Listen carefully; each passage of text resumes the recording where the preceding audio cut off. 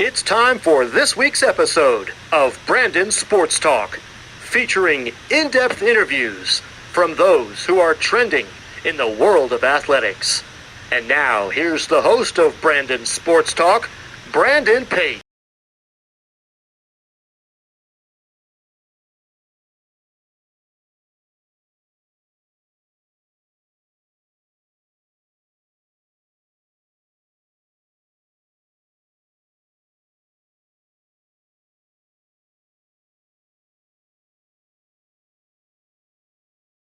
Welcome back to Brandon Sports Talk. In today's episode, I have the privilege to interview the USA artistic roller skater, Alison Kiger. How are you doing today? I'm good. How are you? I'm doing good. Can you talk about how you knew that you wanted to start the sport of artistic roller skating? I actually followed in my sister's footsteps. My sister started roller skating when she was 4 or 5, and I never really wanted to do it. My parents and our babysitters at the time took us so we could learn how to skate for like birthday parties and school events and stuff.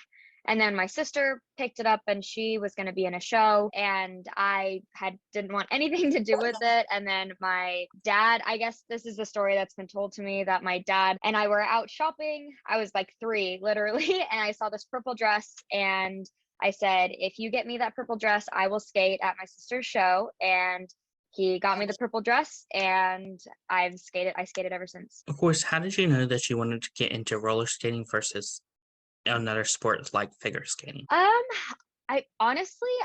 started at such a young age that I didn't really think of anything to do different. I started competing at age 4 in roller skating, and by then I was so invested, and my family was so invested that I never really looked at anything else. In 6th grade, I did try cross country because I liked to run at the time. But it honestly interfered way too much with my training, even at 10, 11 years old or 12. So it wasn't something that I was able to keep up because skating was my priority. I was never interested in ice skating. It was a sport that never really drew me in. I love watching it, but as far as doing it, it wasn't my favorite thing. I also don't like the cold. So that's a hard one to do too.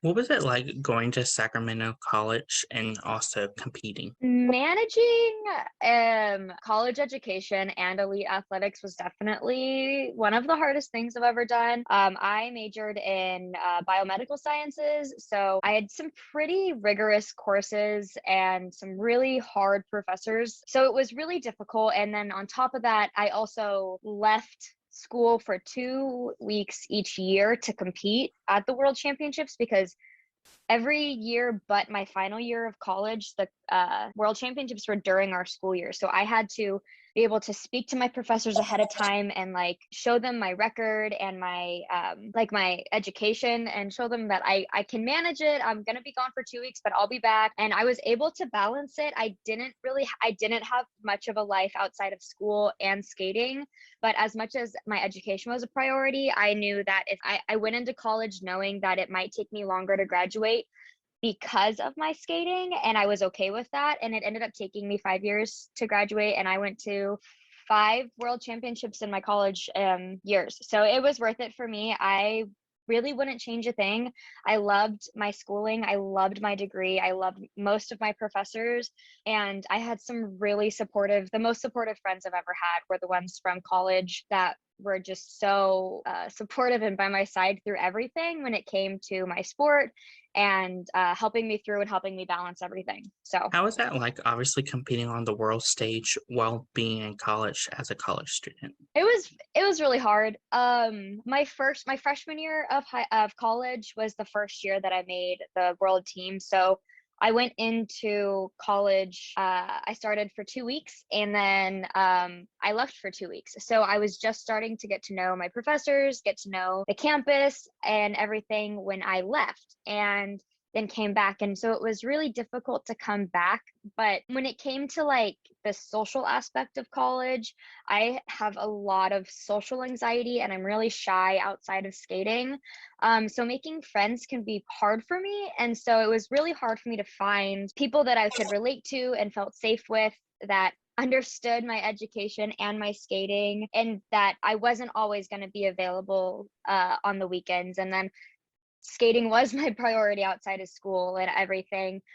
So it was really difficult on top of the balancing the physical nature of skating. I was exhausted 24/7, and then mentally exhausted too from the rigorous nature of my degree. So it was really hard. It's not something that like I would like willingly want to do again, but again, I wouldn't really change anything. It was really hard, but I made it through. Of course, in 2015, what was it like making the Pan American Games? So in 2015, yeah, so that was my first international like placement. I got the second in the figures, and I think I was right off the podium in dance, which is the event I ended up pursuing the most. But it was really exhilarating to know that I had the potential to place and compete against international skaters, and that I could do it. That was the biggest thing. It was a really big confidence boost for me, because I've really struggled with my confidence in skating my whole life. I never gave myself the credit, and I believed in myself enough until I was much older. So that was a really big confidence boost. Of course, during that same year, what was it like going to the Junior Nationals? So the Youth Stars Nationals, that was in 2015. That was my, I think my 9th or 10th nationals total. And it was really exciting, because I knew what I wanted to do, and what I wanted to do was make the world team. I had worked harder than ever, and I set out a goal in the fall of 2014. I stood up in front of my entire club of like families and skaters and stuff, and I said, like, this year I am going to make the world team, and I want all of you to hold me accountable to that. So all the parents, all the skaters, all the coaches, they all knew my goal, and I was going to be held accountable to that. And so I knew I had put all the work in, and I just had to go do it. And so it was a really confident feeling. And I was really excited just to prove to myself that I could do it. Of course, what was that feeling like when you did make that world team? Undescribable. Every year making the team, it's a new high, a new feeling of adrenaline, but nothing will match. Like, the first year is just incredible, because I actually have like up above my closet, I have four like snapshots that were taken of my reaction to my scores, and I look at them all the time. They're some of my favorite pictures. And it was just like, I knew when my scores came up that I had done it. I didn't know if I was going to win or get the second, but I knew that I was like, I did it. I think this is going to be my year to make the team. I don't know what I'm going to be on, but I know I'm going to make it. And when I came off the floor, I was crying. I hugged my coaches, and then I ripped my skates off. And I just remember bolting to my parents and hugging them, and we were crying. And then you knew you made the team when the announcer came around and found you and pulled you aside. And if you get pulled aside, that was really good. And so when he pulled me aside and told me, I was just a wreck. I was 17 at the time. I had worked my whole life for this, and it was just by far one of the biggest highlights of my life. Of course, what are some of the different competitions that you've competed in? I have competed in, I don't know how many, I think 15 national championships, and then 6 world championships, 2 in the junior division, and then the last 4 I was in the senior division. So senior worlds. Of course, what are some of the similarities and differences between a single, solo, and duo? Okay, so in skating, there's a lot of different breakdowns. So a solo skater is somebody that skates just by themselves. There's solo dance, there's free skating singles, which is just one free skater on the floor. And then there's couples or team skating as well. So there's couples dance. So 2 people, man and a woman, skating. And then there's pair skating, which you see in the Olympics as well, with ice skating, which is the man and the woman doing the singles, jumps, and spins and stuff. And then there's quartets, which is 4 skaters. There's big shows, small shows, lots of different kind of like amount of skaters that can skate on the floor. But the biggest difference is that, like, I knew, like, I was a solo skater, so I skated by myself on the floor. Everybody in my event skated. It was just them on the floor being judged. They didn't have a second person on the floor with them. Of course, what are some of your routines and rituals that you did during your competition days? I actually really didn't have up until my last season. So not including 2021. I didn't really have a competition ritual. I always would get ready. My makeup time was my center time. I love doing my makeup.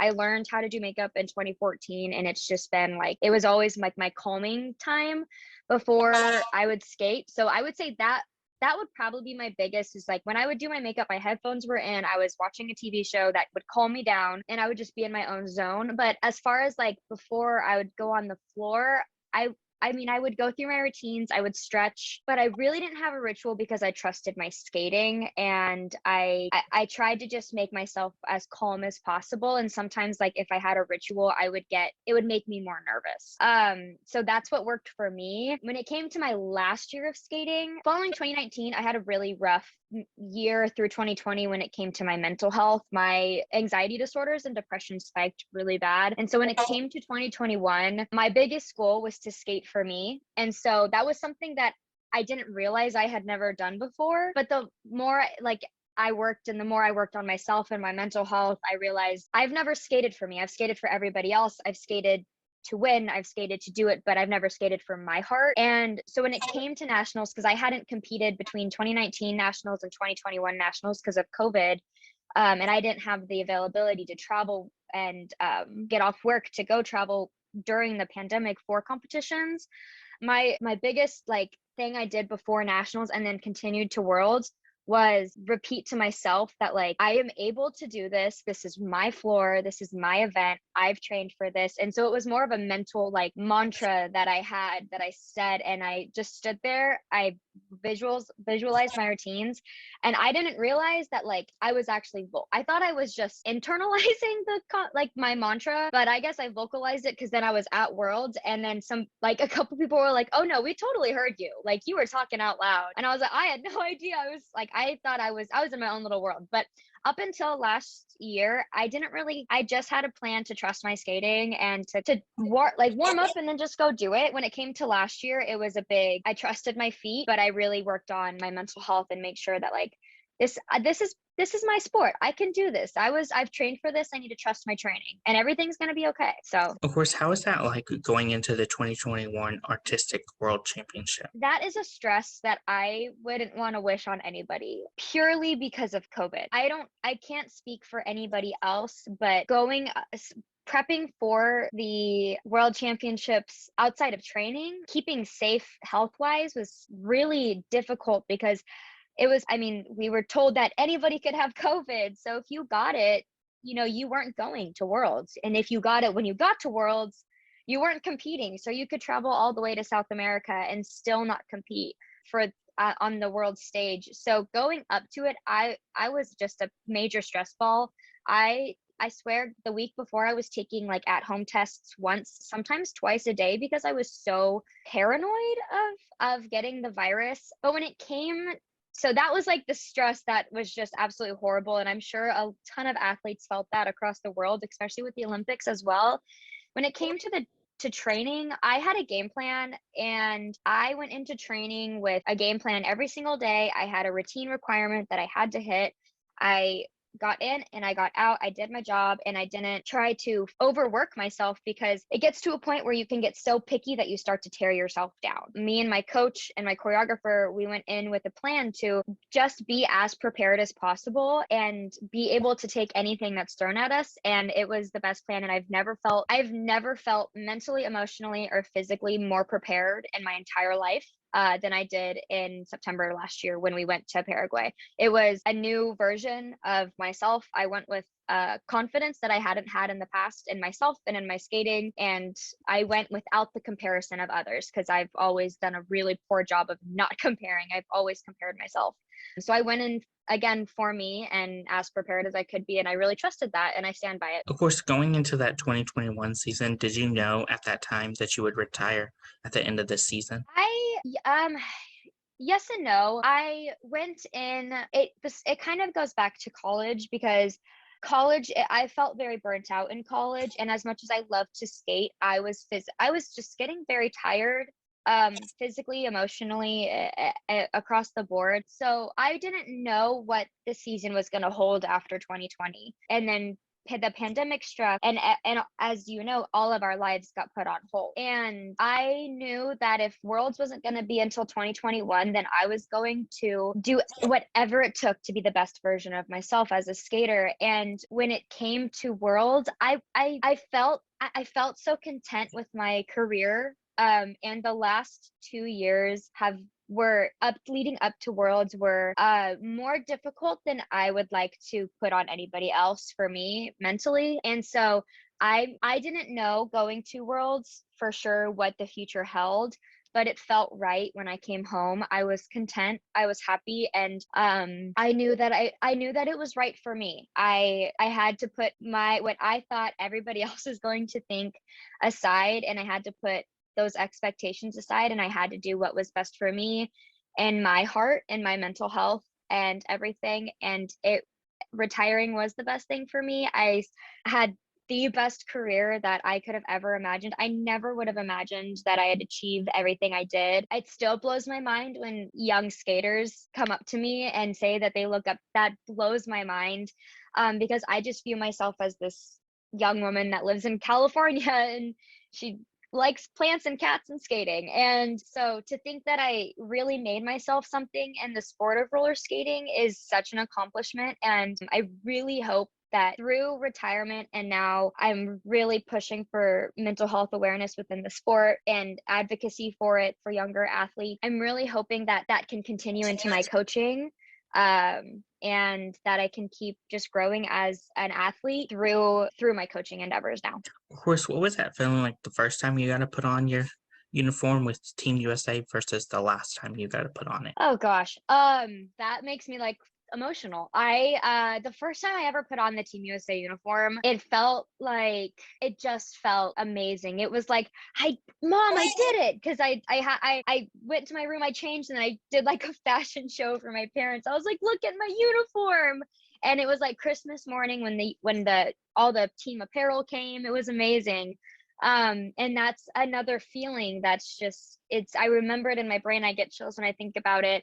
The last time I put it on, I didn't know it was going to be the last time. Looking back, I had it on because I was the sign bearer for the opening ceremony. So I got to hold the USA sign alongside my co-captain, because I was the team captain alongside a couple others, and one of the other captains, Jean, got to hold the flag. And it was almost it was a full circle moment, because back in 2004 the World Championships were held in Fresno, California, and I got to be the USA sign bearer for opening ceremonies. And I have this picture of me. I'm this big, and I have this sign. My hair's pulled back. I'm super serious because I was scared out of my mind. And so it was full circle, because the last time I got to put on the team uniform, I held that USA sign proudly. And that's something that I'll cherish for the rest of my life. What is it like, obviously, getting to meet your fans and having them ask for your autographs and photos? That, again, it blows my mind. I'm so honored and humbled that young skaters look up to me like that. I just remember having this moment going back to opening ceremonies in Paraguay, that is from Paraguay. And I didn't know that like all of her skaters knew me too. And so I was like getting ready for opening ceremonies, and I had all of these young skaters like coming up to see me and say my name. And I was like, what is going on? And I was like, and it was just so humbling to like take pictures with all of them, and to see them, and to meet them, and to know their names and everything. And it's this really cool feeling. And then when you have, the skaters in the States that are so incredible, and there's just so much potential here, and they're so excited to meet me, and I get to see them, and it just blows my mind, because I never viewed myself as anything like that. And every time that something like that happens, I'm absolutely humbled, because it's just an absolutely amazing feeling. Who are some of the people that you look up to in the sport of artistic roller skating? That list is so long. Growing up, I looked up to Nicole Leonard a ton. She won four junior world titles and then a bronze at the World Championships before retiring. I looked up to her so much. She was just an incredible dancer. I know you had Jessica Gotti on a couple days ago. Growing up, I looked up to her so much, her tenacity, for her dedication, her skill. I just thought she is absolutely incredible. And then I had the honor to compete against her and travel the world with her and compete for our country alongside her. So that was another like amazing moment that I grew up idolizing this skater, and now I get to skate with her. So that was really fantastic. I've looked up to, my coaches I've always idolized across the states, because I've worked with East Coast coaches, an LA choreographer coach, and then my main coach back at home. That's really the dance skaters in America I've always looked up to a lot. And then even in post skating and in retirement, I have a ton of idolization and respect for all of the athletes at this level. It's just such a dedication that nobody understands unless you do it. It's a bond that's created because we've all been there. We've all been through it. We've gone through this hard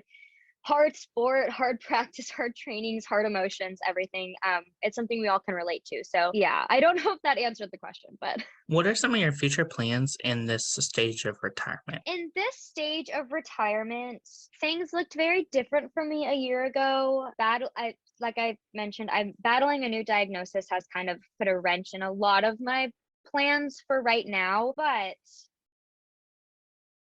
I was pulled into coaching last season. It was unexpected, and it was the best thing that could have happened to me, because it was a month and a half, 2 months post a life-changing diagnosis, and I was really struggling. And so getting pulled into coaching and staying in the sport, I didn't realize how much I needed it.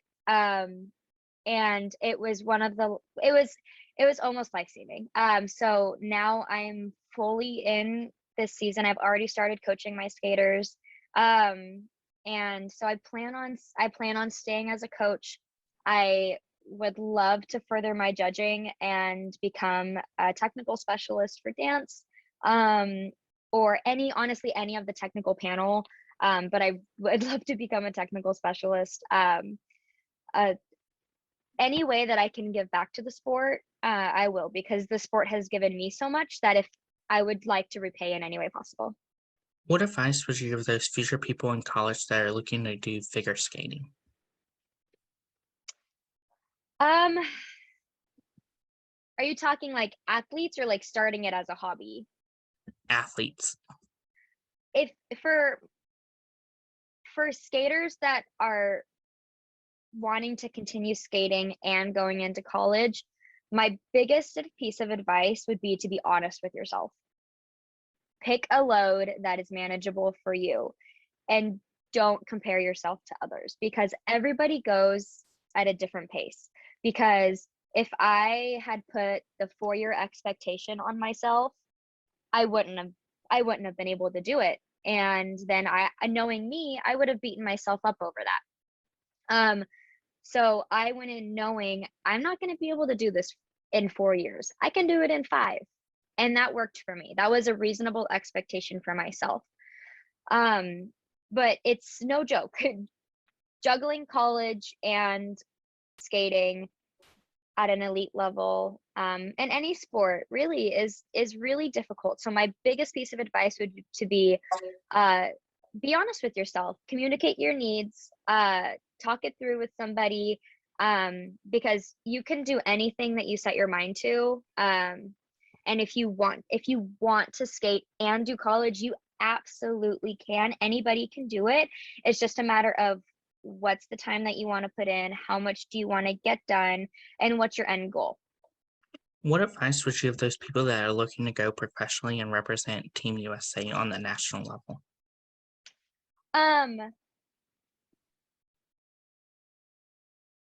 You can do it. You can do it. That's a big, it sounds so simple, but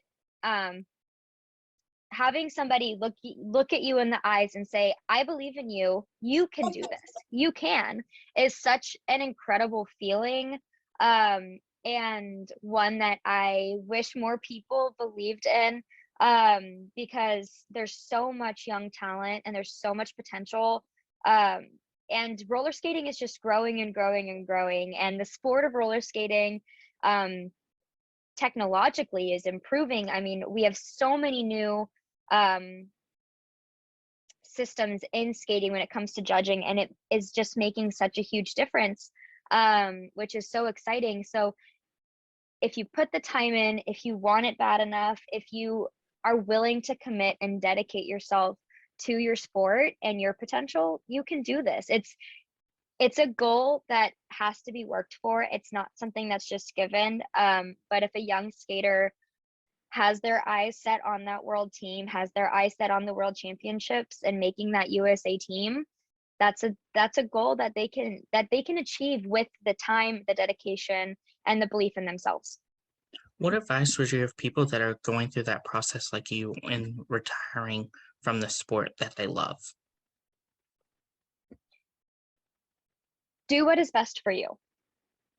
That would be that would be, I think, my number one piece of advice. I wish I could keep skating for everybody else.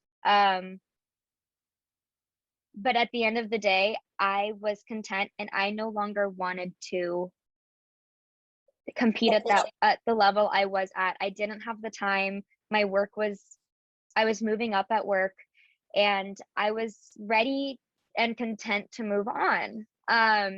So my advice would be do what is best for you. If you want to keep skating and if you want to keep putting in the time and the hours, that is great.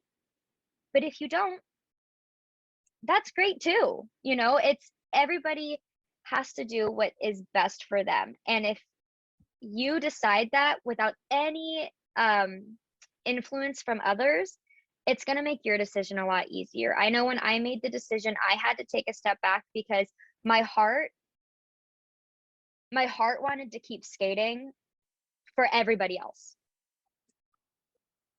But my brain and my other side of my heart were like, but you're content and you're happy and you achieved everything you wanted to do, and you're ready to move on. And so by stepping away for a couple weeks and really working through the process by myself, and there were so many tears crying through this. I mean, talking to my parents, I don't know if I'm making the right decision. What if I'm a failure? What if I don't amount to anything outside of skating?